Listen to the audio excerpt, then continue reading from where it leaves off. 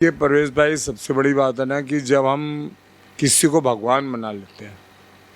हमारी पार्टी के भी पिछले 10 वर्ष के जो उत्कर्ष काल रहा है, उसमें बहुत सारे नेताओं को, विशेषकर जो लोग पूरा प्रबंधन देखते थे, उनको लगता कि मोदी जी के नाम से हम सब कुछ कर सकते हैं। इसीलिए उन्होंने टिकट बंटवारे से लेकर के और कार्यकर्ता की कार्यप्रणाली तक सब में कहीं ना कहीं बहुत शिथिलता आई। और हमने जो चेहरा बने थे 10 सालों में, जो नए लोग उभर के आए थे, प्रतिभाशाली लोग थे, पुराने वरिष्ठ कार्यकर्ताओं में जो वास्तव में जो है टिकट के दावेदार थे, भारतीय जनता पार्टी ने उन सब को कहीं ना कहीं किनारे रखते हुए और एक ऐसे ऐसे फैसले लिए जो जनपद के चेहरे नहीं थे, जिन पर जनपद का विश्वास नहीं था, और लोग मोदी के नाम से ही चुनाव लड़े। और एक समय होता है और उस समय मोदी जी का था और समय अब भी है, लेकिन एक अकेला व्यक्ति पूरे देश के चुनाव प्रबंधन में अपने हाथ में नहीं ले सकता है। पूरा एक योजना है, एक पूरा प्रारूप है, उस प्रारूप में हर जगह मोदी जी का अधिकार नहीं होता है और जिसको अधिकार दिए जाते हैं वो उसका दुरुपयोग करता है।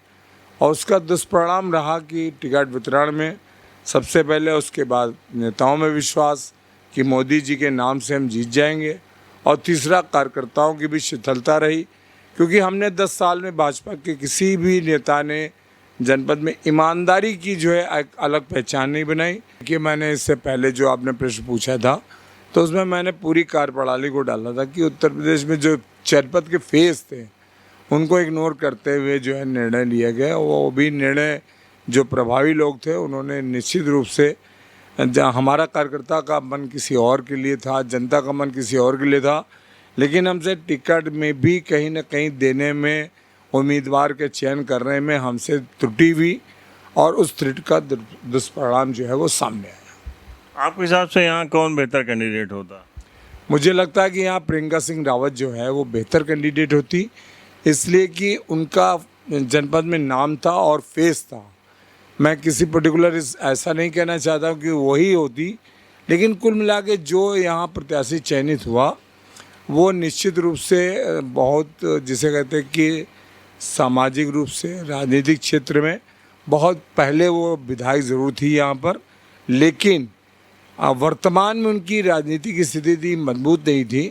उससे पहले उपेंद्र जी के साथ एक षड्यंत्र हो गया और मुझे लगता है कि शायद वो इनसे बेहतर होते, लेकिन प्रियंका सिंह रावत एक ऐसा नाम था। तो क्यों वो रेस से क्यों पिछड़ गई? प्रियंका सिंह रावत को टिकट क्यों नहीं मिला? क्या आपको लगता क्या, या लोगों को क्या लगता है?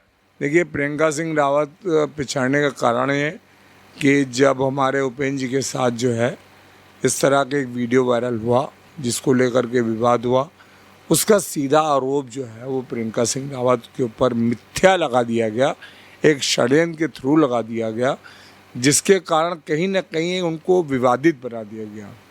और पार्टी हाईकमान ने सोचा कि अगर इन दो विवादित चेहरों में प्रियंका सिंह को उतारते हैं तो कहीं ना कहीं गुटबाजी के शिकार प्रियंका जी हो जाएंगी, इसलिए उन्होंने एक न्यूट्रल फेज लाने का, और यही लोगों को कन्विंस करते हैं, यही लोग जो है वहाँ पे तय करते हैं। तो हमारे जनपद के जो नेता थे, जो वास्तव में अगवाकार थे, उनके द्वारा एक गलत परसेप्शन जो है वो किया गया, जिसकी वजह से ऐसी गलती हो गई। और अब भी 12 तो अगर आपकी बात मानी जाए तो यहाँ का जो संगठन था उसमें आपस में खींचतान थी। हमारा जो संगठन है एक्चुअली में क्या है कि उसकी मोनोपोली पिछले 10-15 सालों से चली आ रही है, और जो वो चाहते हैं, जो उनके विश्वास का कार्यकर्ता होता है, जो उनके मन का कार्यकर्ता होता है, उसको ही वो अपने साथ रखते हैं। से सभी कार्यकर्ताओं को बाहर का रास्ता दिखा देते हैं और उसको इग्नोर करते हैं। किसी भी ऐसे कार्यकर्ता जो यस मैन नहीं होता है उसको संगठन में नहीं रखा जाता है। प्रियंका जी के साथ भी तो संगठन में ही आपस की खींचतान से वजह ही कहा जाता है कि उनका जो पहली बार टिकट कटा था उसकी वजह भी संगठन की आपसी खींचतान थी। अब संगठन जिस बार पहली बार कटा था तो वो मैं स्थितियों में तो नहीं जाना चाहता हूँ, लेकिन ये बिल्कुल सच है कि यहाँ पे संगठन के साथ तालमेल का अभाव, अगर संगठन हमारा अध्यक्ष के उसमें है और अध्यक्ष चाहता है कि उसका तालमेल नहीं बनता है तो अध्यक्ष उसका विरोध करता है, तो पूरा जिला उसका विरोध स्वतः करने लगता है, क्योंकि वहाँ पर कोई भी ऐसे संगठन नहीं संरचना की जाती है कि ज़िले में सभी लोग उसमें समाहित रहें और सभी लोगों को जोड़ करके हमारा संगठन चले। संगठन लगभग एक वॉइस होता है, जिसे कहते हैं ना कि दूसरी पार्टी जो होती थी उसमें भी एक व्यक्ति की चलती थी, लेकिन हमारी पार्टी में 1980 में जब हमारी पार्टी स्थापित हुई तब से ये था कि हमारा संगठन जो है वो कार्यकर्ताओं का संगठन है। अब वो व्यक्ति विशेष का संगठन हो गया, इसका नुकसान प्रियंका जी को उठाना पड़ा। अभी जैसे इसी चुनाव की बात हम लोग करें तो ज़्यादा बेहतर होगा। अभी जो अध्यक्ष आपके हुए हैं तो उनके साथ क्या सीनियर कार्यकर्ता सारे लोग जो पुराने थे वो इस चुनाव में साथ में थे कि नहीं थे? अब चूँकि मूल कार्यकर्ता तो अप्रोच से बाहर था, संगठन के मूल कार्यकर्ता को अप्रोच ही नहीं किया जा रहा था। मुझसे एक जो सांसद का चुनाव लड़ी थी प्रत्याशी राजरानी रावत जी, उनके अनुरोध पर मैंने कार्यक्रम किया था। तो ज़िले में साईं मंडप में मतलब वरिष्ठ अपने कार्यकर्ताओं का कार्यक्रम किया था, जिसमें लगभग 600-700 लोगों ने भाग लिया था।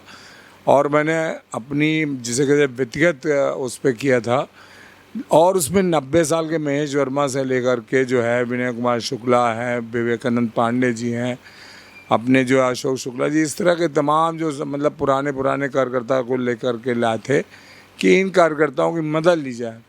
लेकिन संगठन की आपाधापी में कहीं ना कहीं नया व्यक्ति जो बाहर से आता है वो संगठन के पुराने व्यक्तियों को सीधे जब तक जोड़ता है तब तक चुनाव हो जाते हैं और उसके हमारे दुष्परिणाम आते हैं।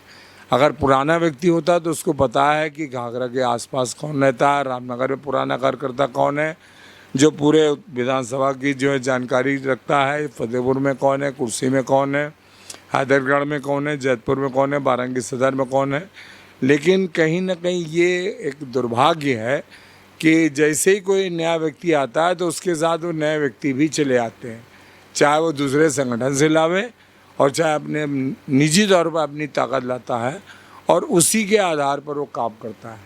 और नए व्यक्ति के चयनित होने से पुराने कार्यकर्ता जो है कहीं ना कहीं वो, जैसे अगर आपसे कहा जाए कि वो कौन से लोग थे जो स्टेज पे ज़्यादा दिख रहे थे और उनकी वजह से निराशा हुई पुराने लोगों को? जितने भी नए लोगों की ज्वाइनिंग कराएगी इस उम्मीद से कि वो भारतीय जनता पार्टी को सम्मान प्रदान करेंगे और उसको वोट में कन्वर्ट करेंगे। वो सारे ऐसे चेहरे मंच पे रहते थे जिनका अपना कोई बहुत जनाधार नहीं होता था, जो एक वोट बैंक के माध्यम से कहीं ना कहीं चयनित होकर के आए थे।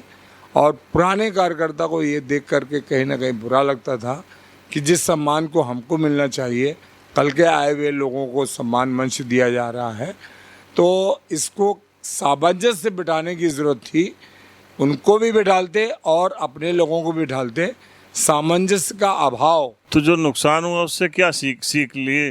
कुछ चेंजेस आए जब आप लोग अभी समीक्षा बैठक हुई उससे कुछ पार्टी ने महसूस किया, कुछ बदलाव दिख रहा है आपको?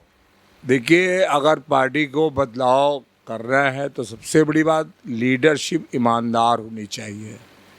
लीडरशिप ईमानदारी का लेवल जब से भाजपा के नेताओं से हटा है तब से कहीं ना कहीं आम लोगों के मन में भाजपा के प्रति जो सोच थी, जो निष्ठा थी कि पार्टी विद द डिफरेंस का हमारा नारा था, वो हमारा नारा कहीं ना कहीं कमज़ोर पड़ा है, क्योंकि सारे के सारे लोग आ कर के भ्रष्टाचार में लिप्त हो जाते हैं।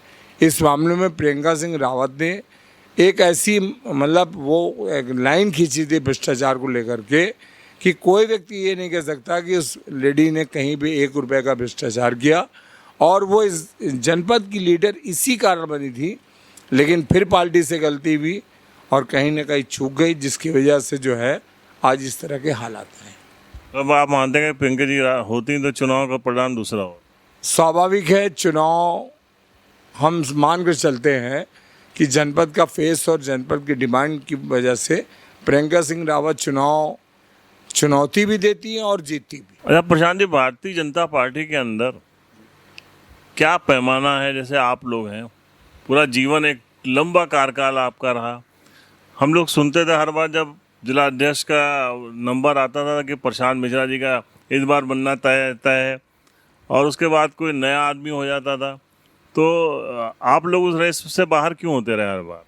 एक्चुअली वास्तव में क्या है कि हमारा संगठन जो था वो बहुत अच्छा संगठन था। लेकिन जब से पहले हमारे यहाँ संगठन में जब संगठन के चुनाव होते थे, जिला अध्यक्ष का चयन होता था, जब सभी पद लाभान्वित दिख रहे हैं तो कार्यकर्ता भी लाभ की स्थिति देखने लगा, नहीं लाभ की स्थिति देखने लगा तो पद की स्थिति देखने लगा कि ठीक है भैया हमारा ध्यान रखिएगा। तो इस तरह होते होते कहीं ना कहीं संगठन के चुनाव की जो प्रक्रिया थी वो भी प्रदूषित हो गई। एक अच्छे मन से किसी व्यक्ति का चयन करना, जैसे आपने बताया कि संगठन के पूरा एक प्रक्रिया से गुजरना पड़ता है, लेकिन अगर हम खाली यहाँ का देखें बाराबंकी का, तो जैसे ये शोभित शशांक बने एकदम युवा थे, और उसके बाद फिर जो है जो मौर्य जी बने हैं, अरविंद मौर्य, ये तो बाहर से आए पार्टी में, बहुत जल्दी अध्यक्ष बन गए। तो उस संगठन पे उस प्रक्रिया से तो नहीं गुजरे होंगे ना ये लोग? नहीं बिल्कुल नहीं। देखिए शशांक कुसुमेश जी आए और फिर मनोनयन होने लगा, हमारे जो वो सीधे प्रदेश के द्वारा जो है नियुक्तियां होने लगी। तो सीधे नियुक्तियों में फिर वही हिसाब किताब है, जो अच्छा कन्विंस कर ले जाए, जो अच्छी तरीके से प्रेजेंटेशन कर ले जाए, जो कहीं ना कहीं इस तरह, भाई मान लिया सुनील बंसल जी आदरणीय हमारे जो संगठन महामंत्री थे, अब उनकी निगाह में अगर कोई व्यक्ति बाराबंकी का है जो उनका मतलब बहुत विश्वसनीय है, अगर उसने कह दिया कि ना फलाने भैया जो ठीक रहेंगे, तो उन्होंने उसको उठा के नियुक्ति दे दी। इस तरह से जब नियुक्तियाँ होने लगी तो कभी भी कोई हो सकता। अरविंद मौर्य जी महामंत्री थे, धीरे धीरे रहते वो भी तो वही पूछ रहा हूँ कि प्रशांत मिश्रा क्यों नहीं कन्विंस कर पाए? अब प्रशांत मिश्रा तो वही जिसे कहते हैं पुरानी लीग पर ईमानदारी से चलते रहे, और आजकल सभी जानते हैं, आप भी जानते हैं भोलबात से कि ईमानदारी से चलना तलवार की धार पर चलना है। अच्छा, अभी चुनाव के बाद समीक्षा बैठक हुई थी, तो क्या वो समीक्षा बैठक उस स्तर पे हुई जिसमें सारी बातें खुल के आती हैं?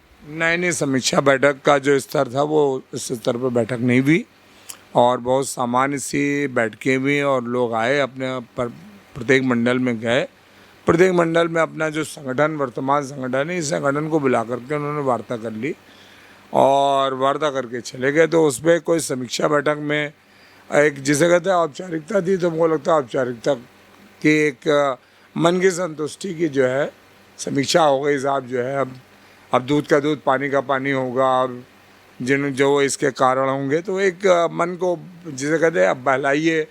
जब किसी के यहाँ कोई मिट्टी हो जाती है, कोई नहीं रहता है, तो सारे लोग आते हैं और धाड़स बनाते हैं। तो इसी तरह पार्टी ने भी धाड़स बनाने के लिए भूमिका अदा की। बस मतलब उसका कोई ठोस परिणाम नहीं लगता है उसका कोई परिणाम आएगा, क्योंकि पार्टी में जो लोग इस तरह से नियत से काबिज है, जो व्यवसायिक लोग हैं, मैं बार को बिल्कुल अच्छा रिपीट कर रहा हूँ कि जो लोग व्यवसायिक सोच से पार्टी में आते हैं, संगठन पे कब्जा करते हैं, टिकट में कब्जा करते हैं, और सांसद, जिला अध्यक्ष, विधायक और जनप्रतिनिधि बन जाते हैं, उन लोगों के रहते फिलहाल वो स्थिति कतई नहीं आने की है।